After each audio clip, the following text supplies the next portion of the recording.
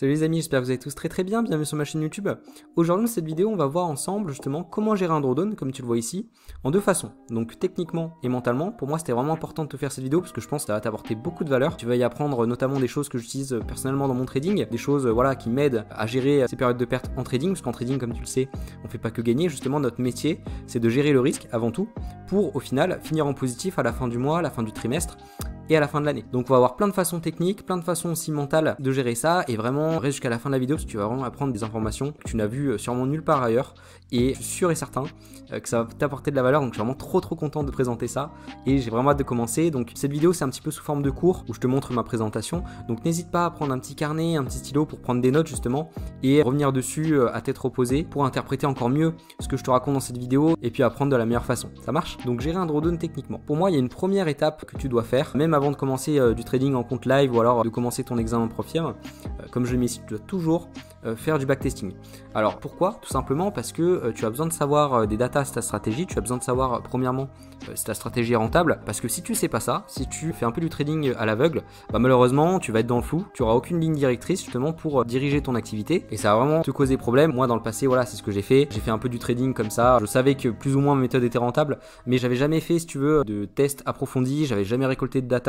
Et typiquement une des datas les plus importantes c'est ton win rate premièrement, et aussi ta série de pertes par exemple d'affilée, parce que si imaginons tu sais pas combien de pertes tu peux potentiellement avoir avec ta stratégie à un moment donné, bah tu sais pas trop, tu es un peu dans le flou. Alors que si tu as une data par exemple qui te montre que sur un an de backtesting, vraiment de backtesting carré fait proprement, tu vois au maximum 6 pertes par exemple, bah tu sais que potentiellement tu peux pas dépasser 6 pertes. Alors c'est possible, hein, tu vas jamais avoir forcément les mêmes résultats en live qu'en backtesting, mais ça va très fortement se rapprocher, surtout si tu fais ton backtesting sérieusement, et bah voilà, tu vas tout de suite être plus carré dans ton trading, tu vas être moins émotionnel parce que tu sais que déjà que ta stratégie est rentable, tu vas mieux accepter les stops, et tu sais que tu vas rebondir par la suite, et qu'au bout d'une série de trades, tu vas être rentable. Donc déjà ça c'est le B à bas, il faut vraiment que tu fasses du backtesting sur ta stratégie, que tu continues même à pourquoi pas l'améliorer, essayer de trouver des stats pour par exemple tu vois que le lundi bah t'es pas très rentable, bah, tu enlèves ton lundi de ton trading, des choses comme ça tu vois, ou tu changes un peu ton ratio etc. Mais ça va vraiment te permettre de t'améliorer sur le long terme et de mieux gérer forcément tes drawdowns. Deuxièmement c'est avoir un plan de trading écrit noir sur blanc. Donc après avoir fait ton backtesting, après avoir récolté un maximum de data sur ta stratégie, tu vas savoir plus ou moins bah, déjà si elle est rentable.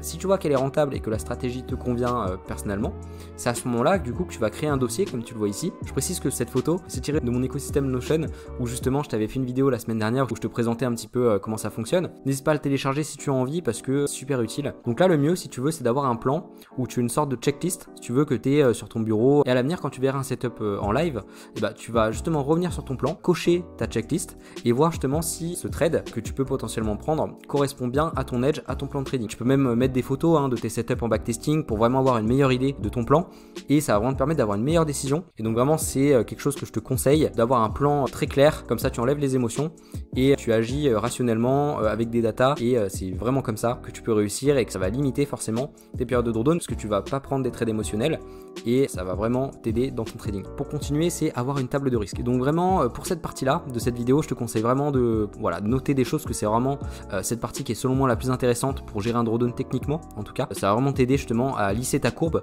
pas perdre trop et gagner le maximum. Donc avoir une table de risque, je t'en ai déjà parlé dans des anciennes vidéos mais je vais le refaire parce que c'est super intéressant. Tout simplement le principe c'est d'avoir des paliers de drawdown. Donc tu vois que par exemple sur ma table de risque là, entre 0 et moins 2% je risque 0,5%, plus de moins 2%, 0,25%, plus de moins 3, 0,125, etc. etc. Et tu vois que plus je descends dans ma table de risque, plus je divise le risque par 2, et plus forcément la perte, elle n'est pas énorme, parce que tout simplement je réduis mon risque et je gère mon drawdown intelligemment. Et à l'inverse, tu vois qu'entre 0 et 3% je risque donc toujours 0,5%, et plus de 3% je me mets à augmenter le risque de 1%. Pourquoi? Parce que j'ai 3% de coussin de sécurité. C'est-à-dire que même si je risque 1% et que je suis à 3%, je sais que j'ai le droit à 3 pertes d'affilée avant de revenir à ce niveau-là, et avant de diviser le risque. Donc en fait il faut naviguer si tu veux entre tes niveaux de drawdown, donc après c'est à toi de fixer ça en fonction de tes envies etc. Moi ce que je te conseille c'est entre 0 par exemple et moins 2%, tu risques 0,5%, quand tu arrives à moins 2% bah, tu divises le risque par 2, après à moins 3% tu redivises, etc. Et pareil à la hausse. Notamment quand tu passes un examen ou quand tu es financé, ça va vraiment te permettre de limiter ton drawdown, parce que justement en Profirm on a un drawdown qui est strict, tu as souvent 10% ou 12% maximum, Et bah voilà, le fait d'avoir ça, tu sais que si tu gères bien ton risque, enfin voilà, tu vas pas perdre l'examen parce qu'il faut perdre des centaines de trades quoi. Ou pareil, un débutant qui est sur son compte propre, avoir un système comme ça va lui permettre de pas cramer un compte, même s'il fait des dizaines et des dizaines de trades perdants quoi. Et imaginons tu es sur cette case là, donc ça veut dire que tu as perdu 4 trades d'affilée, tu es arrivé à moins 2% et tu as reperdu 4 trades d'affilée en divisant le risque ici, donc à moins 3%. Si imaginons tu passes de moins 3 avec ce risque là, tu repasses à moins 2, bah qu'est-ce que tu fais? Tu remultiplies le risque. Tout simplement tu navigues entre ce niveau, tu risques 0,25%. Et si tu es à moins 2% et que tu remontes à 0, donc tu es dans cette case ici, qu'est-ce que tu vas faire? Tu vas remultiplier ton risque. Donc en fait, tu vas remonter progressivement si tu veux, et tu vas augmenter le risque au fur et à mesure. Mais tu vas pas augmenter le risque par exemple quand tu es ici, parce que voilà, c'est trop dangereux si tu veux, parce que tu peux perdre vraiment beaucoup de tes capitaux. Et si tu es arrivé à ce niveau-là, ça veut dire que soit il y a un problème au niveau de ta stratégie, soit c'est un problème psychologique et tu as besoin voilà, de faire un point sur toi-même pour évaluer ce qui va et ce qui va pas. Et à l'inverse, quand ton trading se passe très bien et que tu respectes tes setups, ta routine, etc., bah, tu peux augmenter le risque parce que tu fais les choses correctement et tu as des gains sur le compte. Comment j'ai réfléchi si tu veux pour mettre en place ma table de drawdown? Tout simplement, entre 0 et moins 2%, tu vois que je risque 0,5% et en fait je m'autorise 4 pertes d'affilée avant de diviser le risque si tu veux. Et donc si je risque 0,5% par exemple d'un capital à 100 000 et que je perds 4 trades d'affilée, bah, je vais perdre 2%, d'accord, de mon capital. Donc je vais atterrir sur cette case là, je serai à 98 000 euros, ok. Et à partir de ce moment là, je vais risquer 0,25%. Et si je repère encore une fois 4 fois de suite, bah, qu'est-ce qui va arriver? Je vais perdre 1%. Donc je vais être à moins 3% de mon capital. Et donc à ce moment-là, je vais risquer 0,125 et ainsi de suite. Après, c'est des paliers si tu veux. C'est pas forcément tu fais 4 pertes d'affilée, mais c'est dès que tu arrives à moins 2%, tu risques ça. Dès que tu arrives à moins 3%, tu risques ça. Si tu repasses à moins 2, tu risques ça. Et voilà, tu gères en fait très facilement du coup ton risque et ça te permet de lisser ta courbe et d'avoir une courbe voilà, exponentielle comme ceci. Ok. Et là, pareil, plus tu gagnes, bah, plus tu augmentes le risque. Après, il faut faire bien entendu attention. Là, je te dis pas de risquer non plus 2% par trade, mais tu peux augmenter progressivement le risque parce que tu as du profit sur le compte. Et donc, ça te permet finalement, tu vois, quand tu perds très peu, ça lisse ta courbe comme ça, et quand tu gagnes, ça fait quoi? Ça fait une courbe exponentielle comme ça, ok? Donc c'est pour ça que c'est très intéressant d'avoir ce document là dans ton trading, et je te conseille vraiment, et puis même psychologiquement, ça va te permettre de moins stresser. Imaginons tu commences un examen PropFiem, tu commences à 0,5%, tu sais que même si tu perds voilà, 30 pertes d'affilée, hein, et que tu arrives là, bah tu vas perdre moins 3,5%, ce qui est pas grand chose sur un compte PropFiem. Donc vraiment psychologiquement c'est très sympa et vraiment mets ça en place dans ton trading, tu me remercieras plus tard. Encore une fois, ce document là il est disponible sur mon Notion que je t'ai partagé la semaine dernière, donc tu peux le télécharger gratuitement et ça va vraiment te permettre de gérer ton risque de la meilleure manière. Et s'il y a une chose à retenir de cette vidéo sur la manière technique de gérer un drawdown, c'est ce passage là, ok. Également bien entendu, ce qui est important à avoir, c'est tout simplement des règles strictes de gestion de risque. Donc là je peux te donner un exemple de mes règles, donc tout simplement comme on l'a vu avant, respecter ma table de risque, donc bien risquer le pourcentage de trade en adéquation avec l'évolution du compte, un trade par jour maximum, 3 pertes par semaine maximum, 3 gains par semaine maximum. Donc pourquoi avoir ces règles là? Simplement ça t'évite l'overtrading et ça te permet par exemple typiquement ma règle où je prends un trade par jour maximum, bah, de prendre les meilleures opportunités, d'accord, de vraiment sélectionner la qualité avant la quantité. Et en trading, vraiment au fur et à mesure du temps tu vas te rendre compte que c'est pas parce que tu trades plus que tu vas gagner plus d'argent. Généralement c'est l'inverse, moins tu trades, plus tu es sélectif, plus tu es patient, plus tu vas gagner de l'argent. Le trading, c'est vraiment un métier, si tu veux, qui n'est pas payé à l'heure, mais qui est payé à la décision, comme je dis souvent. Et donc, qui dit bonne décision, qui dit patience, qui dit discipline, et qui dit bien respecter ton plan et prendre un setup 5 étoiles, d'accord? Pareil, les 3 pertes par semaine maximum, bah, ça me permet, par exemple, on a tous des mauvaises semaines, bah, à partir du moment où je fais 3 pertes dans la semaine, je sais que le marché, il est compliqué. Et donc, si le marché est compliqué, ça sert à rien de forcer, ça sert à rien de prendre beaucoup de trades parce que je sais très bien que ça va pas rattraper ces pertes-là. Je préfère attendre la semaine prochaine pour avoir des meilleures conditions et rattraper ces pertes par la suite, justement, par exemple en ayant un ratio qui est important par position. Et cette règle-là, 3 gains par semaine maximum, ça me permet justement de pas être euphorique, de pas voilà, penser que je suis le meilleur, de pas penser que tous les setups y passent et de voilà, m'envoyer en l'air, prendre plus de risques, etc. Et avoir des règles comme ça te permet vraiment de garder un cadre dans ton activité et d'être sain psychologiquement, de pas être euphorique, de pas chercher à rattraper et de toujours faire les choses professionnellement pour avoir finalement de meilleurs résultats. Donc je te conseille d'avoir des règles comme ça à suivre, ça va vraiment te permettre, tu verras, d'améliorer tes résultats sur le long terme. Également aussi quelque chose de clé que beaucoup de personnes parlent et voilà, que c'est très important et je pense pas qu'on peut réussir sans ça, c'est tout simplement d'analyser tes résultats avec un journal trading. Si tu es en drawdown et que tout simplement tu analyses pas ce que tu fais, tu vois pas si tu respectes bien tes setups, etc., bah voilà, tu peux pas vraiment essayer de trouver l'erreur dans tes positions et tu peux pas vraiment t'améliorer parce que finalement on apprend toujours de ses erreurs. L'échec, comme je dis souvent, c'est le fondement de la réussite. Et si tu as pas de journal de bord, si tu n'as pas une idée de l'évolution de ton compte, bah comment tu veux faire les ajustements nécessaires pour t'améliorer? C'est pas possible. Ça marche dans toute entreprise, etc. Et imagine une entreprise sans journal de bord. Elle sait pas ce qui rentre, elle sait pas ce qui sort, elle sait rien, elle vend juste ses trucs. Par exemple, un magasin d'optique, il vend des lunettes, il sait pas ce qui rentre, il sait pas combien de clients il a, il sait pas son panier moyen. Enfin, tu vois, toutes ces données-là, toutes ces statistiques-là qui sont ultra importantes. Tu as un business physique, tu as un business même en ligne, ou que tu fasses tout simplement du trading. C'est super important, on peut pas réussir sans ça. Voilà, c'est pas à la chance. Le trading, c'est pas du casino. C'est-à-dire qu'il faut toujours faire les choses professionnellement, sinon c'est sûr que tu vas perdre de l'argent. Le trading, encore une fois, comme je le dis souvent, c'est un business à somme nulle. C'est-à-dire qu'on a des gagnants, on a des perdants. Est-ce que tu crois réellement que sans avoir un journal de trading, tu vas faire partie des gagnants? Non, tu vas faire partie des perdants. Simplement parce que tu prends pas ton activité au sérieux. Et vraiment, c'est pour ça que je m'attarde sur ce moment de la vidéo, parce que tu ne peux pas réussir si tu ne prends pas ton trading au sérieux. Le trading, c'est pas une activité où tu réussis quand tu fais du trading par-ci par-là. Un jour tu fais ci, un jour tu fais ça, tu te lèves le matin comme ça. Non, ça ne marche pas comme ça. Je sais que ça peut paraître un peu strict comment je le dis, mais vraiment si je te dis ça, c'est pour que tu réussisses. N'oublie pas que c'est une compétition mondiale, qu'il y a d'autres intervenants sur le marché, et pour gagner de l'argent en trading, il faut que tu prennes de l'argent à ces intervenants-là. Donc c'est pas facile, d'accord? Sur le marché, tu as potentiellement, même si ça joue pas sur l'intelligence, tu as potentiellement des génies, tu as potentiellement des gens ça fait des années qu'ils font ça, et bah voilà, comment tu veux faire face à ça si tu n'es pas préparé, si tu n'as pas les bons outils? C'était la partie un petit peu stricte, mais vraiment c'est pour ton bien que je te dis ça, et c'est pour vraiment que tu réussisses si tu as envie de réussir dans cette activité. Ok, donc vraiment tiens un journal, analyse tes résultats. Quand tu es en période de drawdown, essaye de voir s'il y a un lien entre tes pertes, si tu respectes bien ton plan. Si tu respectes bien ton plan, c'est que c'est normal, c'est des probabilités. Attends un petit peu, respecte des règles comme je t'ai dit avant de gestion de risque, arrête de trader si tu as trop de pertes pendant la semaine et reviens en tout défonçant et en respectant tes setups, en étant encore plus sélectif. Ok. Également, ça vient un petit peu avec le point que je t'ai cité avant, c'est que pendant ces périodes de drawdown, quand tu perds beaucoup de trades par rapport à tes testings, etc., il faut vraiment que tu sois extrêmement sélectif durant ces périodes-là. Pourquoi?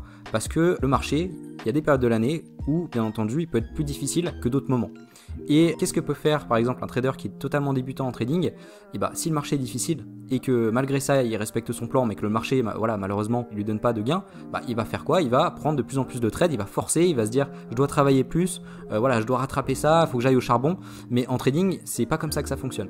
Si tu veux, quelle est la manière la plus judicieuse de sortir de ces périodes de perte? C'est justement d'être extrêmement sélectif. C'est-à-dire que par exemple tu perds 4 trades d'affilée, je veux que le prochain setup que tu prennes soit un setup ultra qualitatif, qui a un bon ratio, qui a des bonnes probabilités de réussite et qui respecte toutes les cases, comme je le mets ici, de ton plan. Vraiment, c'est très important et c'est pas en prenant plus de trades que tu vas améliorer la situation. Si tu prends encore plus de trades, voilà, et que tu commences à faire des trades émotionnels, là c'est la catastrophe, tu vas vraiment creuser un trou et tu vas pas en sortir. Donc vraiment, note ça si tu as un cahier à côté de toi, sois très sélectif, encore plus que d'habitude, n'hésite pas à pas trader même pendant une semaine, tu vois que le marché il est totalement bizarre et que tu comprends rien à ce qui se passe, parce que tout simplement ton edge n'est peut-être pas présent durant cette période. Donc ça sert à rien de donner ton argent au marché. Attends, vraiment, même si tu, comme je te dis, attends 2 semaines, c'est pas grave. Vaut mieux ça, si tu veux, que perdre encore plus d'argent. Ok, donc ça c'est vraiment un point très très important. Ça c'est plus pour peut-être pour les traders qui sont débutants, mais vraiment j'ai envie que tu retiennes ça, que c'est pas en tradant plus que tu vas rattraper, c'est en étant plus discipliné, en étant plus sélectif, discipliné, patient, que tu vas vraiment sortir au mieux de ces périodes-là. Parce que si tu continues à trader alors que le marché il est compliqué, bah c'est pas parce que tu trades plus que le marché il va te faire plaisir. C'est voilà, le marché il va rester compliqué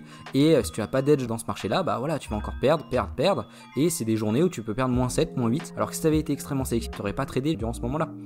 Ok, donc c'est vraiment quelque chose que je veux que tu retiennes. Pour continuer, alors il y a une erreur que j'ai pas envie que tu fasses, une erreur aussi que font la plupart des traders débutants, c'est tout simplement de changer de stratégie. De complètement changer de stratégie, de changer de game plan, alors que le trading c'est un business de probabilité. Pourquoi je te dis ça? Parce que tout simplement, ce qu'il faut que tu comprennes, c'est que tu prennes n'importe quelle stratégie, que ce soit une stratégie sur le price action, stratégie ICT ou alors même des indicateurs Ishimoku, une stratégie ça a toujours des périodes de drawdown. C'est impossible une stratégie qui gagne 100% du temps, malgré ce que certains gourous peuvent te faire croire. Et ça malheureusement, c'est cette espèce de recherche du Saint Graal, bah, ça va te faire dévier de ta stratégie, de tes probabilités, et qu'est-ce qui va se passer? Bah, tu vas perdre sur ta stratégie qui est malgré tout rentable, que tu as backtesté comme je t'ai dit avant précédemment, tu vas changer, tu vas en prendre une autre, ça va bien marcher. Après tu vas encore une fois être dans une période de drawdown, parce que chaque stratégie a ses périodes de drawdown, tu vas encore changer, tu vas encore changer, tu vas encore changer, et finalement tu ne vas rien maîtriser du tout, tu vas même pas maîtriser une stratégie, et tu vas simplement reprendre ton aventure à zéro, parce que si tu changes de stratégie, il faut encore refaire du backtesting, il faut refaire cette recherche de data, il faut encore faire tous ces efforts-là, et bah, c'est un cercle sans fin, et tu ne t'en sortiras pas en faisant ça.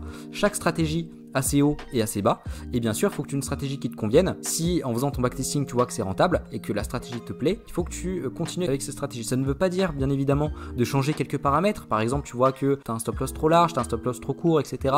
Ces paramètres-là, par exemple de management, également sur ton entrée, etc. Pourquoi pas modifier certaines choses, mais le fondement de la stratégie, vraiment que tu restes sur la même chose. C'est vraiment important que tu fasses ça parce que sinon tu vas, comme je t'ai dit avant, tourner en rond et tu pourras pas devenir rentable en faisant comme ça. Moi personnellement, qu'est-ce que j'ai fait? Tu l'as vu sûrement sur ma chaîne YouTube. Ma stratégie, ça fait très longtemps que je l'ai. Pour ma part, j'ai changé beaucoup au niveau du management. Je suis passé à 1 R, avant j'étais sur 2 R, après j'ai testé 1,8 R. Et en fait, je me rends compte que pour ma stratégie de scalping, c'est beaucoup mieux de laisser courir à 2 R et de mettre mon stop BE à 1 R en termes de stats. Donc tu vois que ça m'a mis longtemps, si tu veux, à faire cette recherche de data et vraiment voir que c'est ça qui me convient le plus. Et donc à partir de ce moment-là, je ne vais pas changer parce que j'ai tellement fait de tests, etc. que je sais ce qui fonctionne le mieux pour moi. Il faut que tu fasses vraiment la même chose pour toi, d'accord? Après, bien évidemment, ce que tu peux faire, c'est par exemple ajouter une deuxième stratégie à ton plan de trading. Si par exemple tu as une stratégie que tu maîtrises très bien, bah, tu peux potentiellement rajouter par exemple une stratégie un peu plus long terme pour diversifier ton risque, premièrement, et voilà, avoir d'autres façons de trader tout simplement. Et par exemple, si tu vois qu'avec une de tes stratégies, le marché, il t'offre pas d'opportunités, mais qu'avec l'autre, tu as des très bonnes opportunités, bah voilà, tu peux trader avec ton autre stratégie. Mais ça, c'est pas pour un débutant, c'est pour une personne qui maîtrise déjà une stratégie donnée, et pas qui change comme ça, qui essaye de chercher le Saint Graal, parce que ça fonctionne pas, ok? Voilà, donc on a terminé sur la partie gérer un drawdown techniquement. Je t'ai selon moi énoncé les choses les plus importantes, au niveau du risque notamment, et vraiment, n'hésite pas à revisionner cette partie, parce que ça, comme je te dis avant, c'est très très important, notamment si tu es débutant, et que tu voilà, n'y connais pas grand chose en termes de risk management.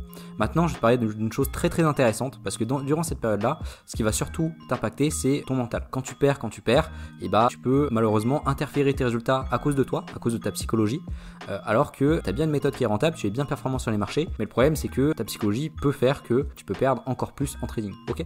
Donc j'ai vraiment hâte de te présenter cette partie. N'hésite pas encore une fois à prendre des notes, c'est super important et je pense que c'est vraiment très très intéressant ce que je vais te présenter. Donc premièrement, alors je te le dis souvent, je sais que parfois je peux me répéter, mais c'est vraiment la méditation et les bonnes habitudes. Pourquoi? Parce que tout simplement, encore une fois, un trader, c'est un sportif de haut niveau. Un trader, c'est un métier qui est basé sur la performance. Et donc, qui dit bonne performance, qui dit il faut faire du sport, il faut être bien dans sa tête, il faut être bien dans son corps. Et justement, avoir des habitudes positives, c'est vraiment t'aider à améliorer tes résultats. Typiquement, la méditation, ça va t'aider à gérer ces périodes de stress, notamment. Tu vas respirer, expirer, et ça va vraiment te permettre de t'apaiser et de te vider la tête à certains moments. Et également des bonnes habitudes comme par exemple l'alimentation, bien manger, le sommeil aussi super important, bien dormir, faire du sport régulièrement.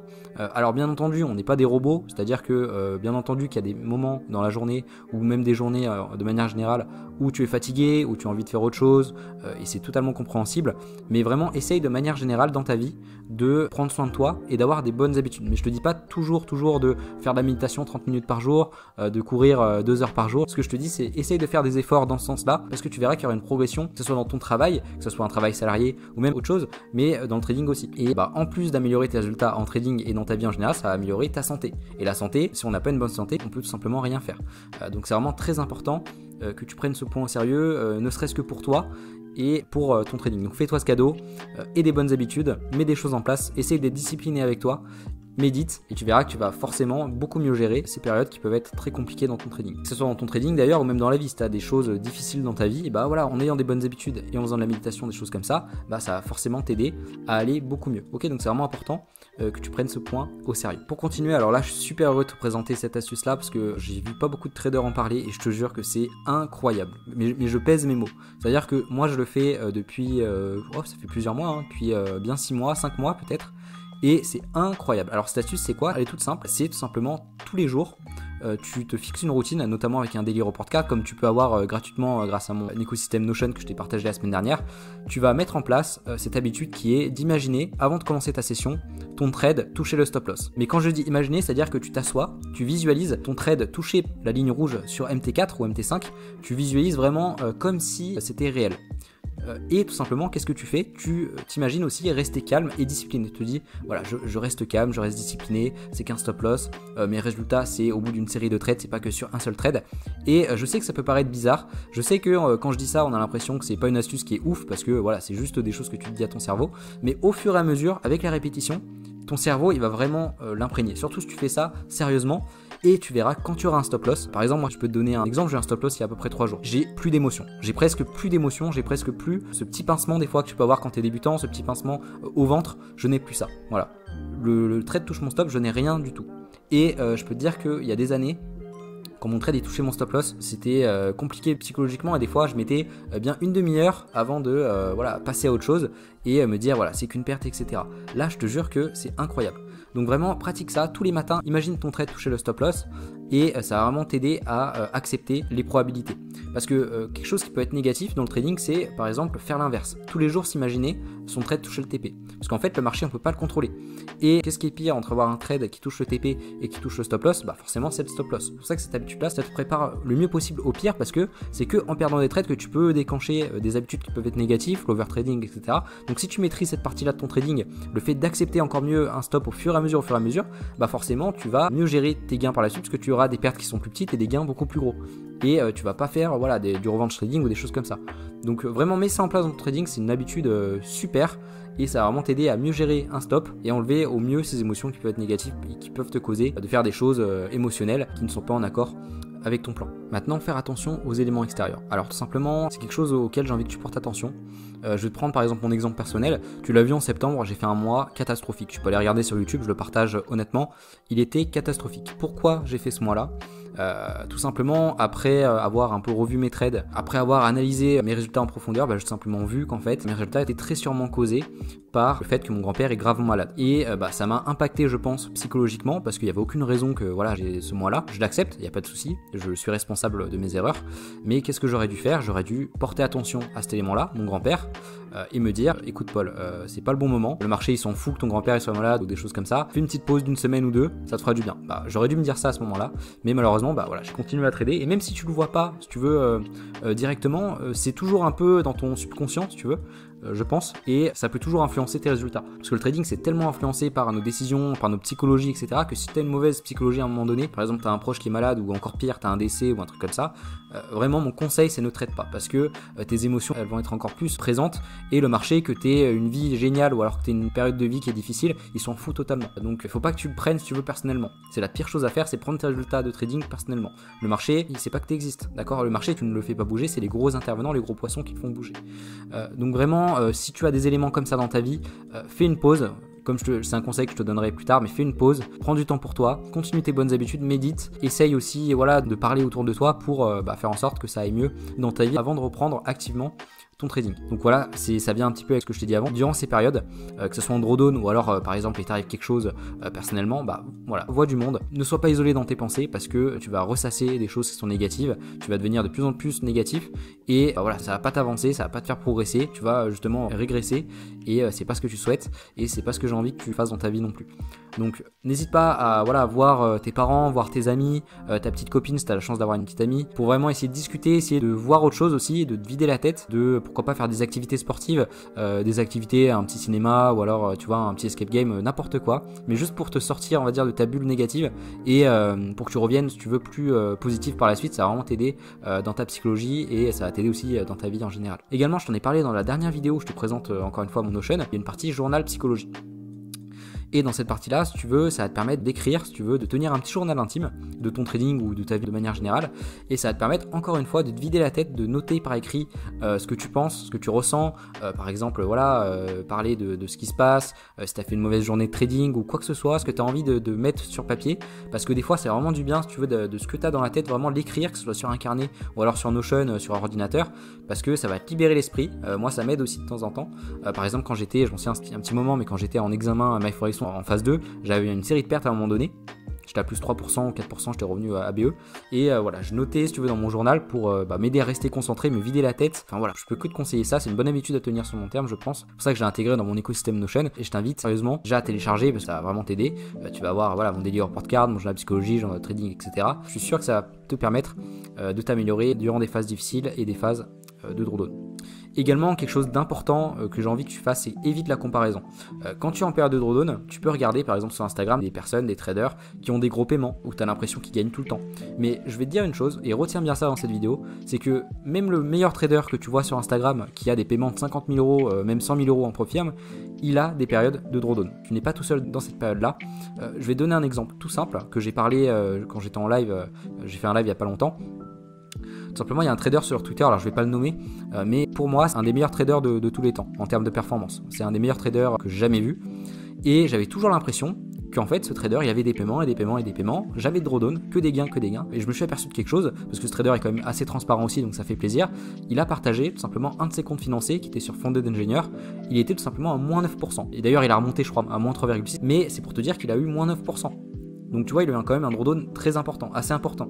Donc tu n'es pas tout seul, ne te compare pas. Même le meilleur trader, il a des périodes de drawdown, même si tu as l'impression que c'est le contraire, même si tu vois que des gains tout le temps. Des fois, les gens, ils te montrent pas tout. Ça veut pas dire que tu es nul, ça veut pas dire que tu ne sais pas trader. Si tu as une stratégie qui est backtestée, qui est rentable et que tu exécutes bien ton plan, ce n'est pas de ta faute. Tu n'es pas mauvais, c'est juste que le marché est des fois extrêmement compliqué. Il faut des fois rester de côté pendant des semaines et des semaines, c'est pas grave. Mais évite de te comparer parce que ce soit n'importe quelle stratégie, alors il y a des stratégies qui sont peut-être plus performantes que d'autres, mais il y aura toujours des périodes de drawdown. Et donc ne te compare pas, ne te dis pas ce gars il est mieux que moi, il est meilleur, il a des paiements machin, parce que je peux t'assurer qu'il a aussi des périodes de drawdown et qu'il fait face aussi à ces moments difficiles. Mais ce qui fait peut-être de mieux que toi, c'est qu'il se compare pas et il reste focus sur son plan, il est encore plus sélectif et il sort systématiquement de ses périodes de drawdown et il peut toujours du coup te montrer du bleu, mais n'oublie pas que ça fait partie du métier. Un bon signe si tu veux que tu es rentable, c'est quand tu es en drawdown et que tu réussis à surpasser ce drawdown et que tu reviens en profit. Pour moi, c'est un des meilleurs signes que tu deviens un trader rentable.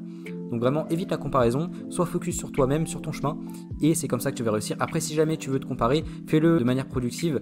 Dis-toi par exemple, je veux être comme cette personne-là, je veux avoir les mêmes résultats que lui. Fais-le en mode inspiration plutôt que de te dire, voilà, cette personne elle est meilleure que moi je suis nul, etc. Ça ne te fera pas progresser. Du coup, c'est vraiment important que tu prennes ce conseil en considération dans ton trading ou même dans ta vie en général. Également, ça vient aussi en lien avec ce que je disais par rapport aux éléments extérieurs, c'est n'hésite pas à certains moments de l'année à faire une ou plusieurs pauses.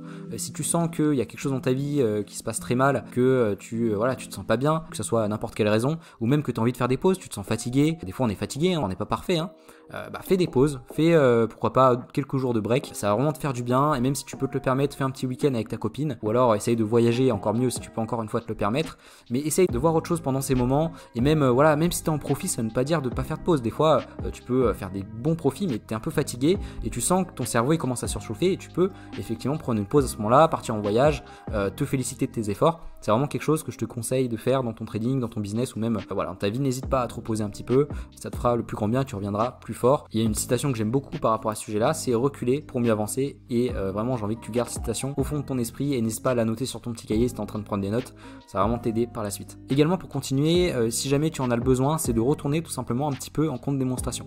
Alors pourquoi je t'ai mis le logo DarwinX0? Parce que DarwinX0, je t'ai fait la présentation il y a à peu près 3 semaines il me semble, ou 2 semaines, où tout simplement c'est une plateforme où tu peux trader avec un compte de démonstration et tu peux construire un vrai track record, et à l'avenir tu peux, si ton track record est très bon, tu fais ça sérieusement, attirer des investisseurs.